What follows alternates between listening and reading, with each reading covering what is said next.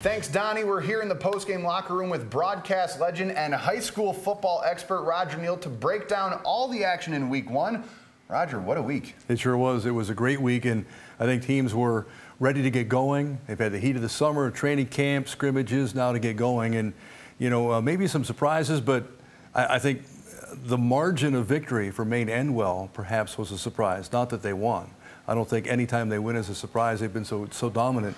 But to roll up 54 points and do it with a ground game. I mean, they had very little passing attack whatsoever, even attempts. Didn't have to. They were rolling up so many yards and with so many different backs. So I think the margin of victory perhaps was a surprise, not that they won.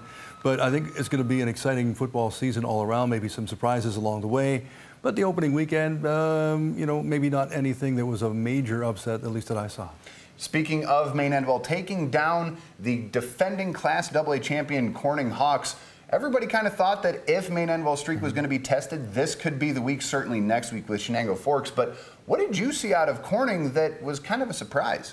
Well, I think Corning, again, they're based on a running attack pretty much, and they've got some excellent runners.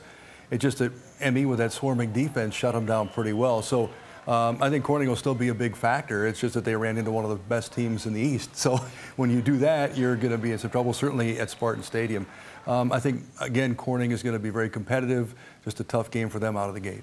Now, one thing I know you said you noticed while at the ME game is their size. Not as big as they were last year. Like you said, it's not necessarily a surprise when they win, but could that size play a factor later in the season? It might. I mean, they're so quick. That's the big thing. And they're able to capitalize to get outside with some good speed on the counters and the sweeps. They've got a great fullback inside to punish people there. We know they can throw the ball. They've got tremendous receivers. So when that whole combination of passing kicks in with the running game, I don't think there's any ceiling. The sky's the limit for what they can do. Now looking ahead to week two, ME Forks, a rematch of that spectacular week 7 game we saw last year. Two defending state champions once again early in the season. What are you looking forward to out of that one? I think it's going to be a great game. I think maybe a hair closer this year at Forks. Certainly Forks plays so well at home.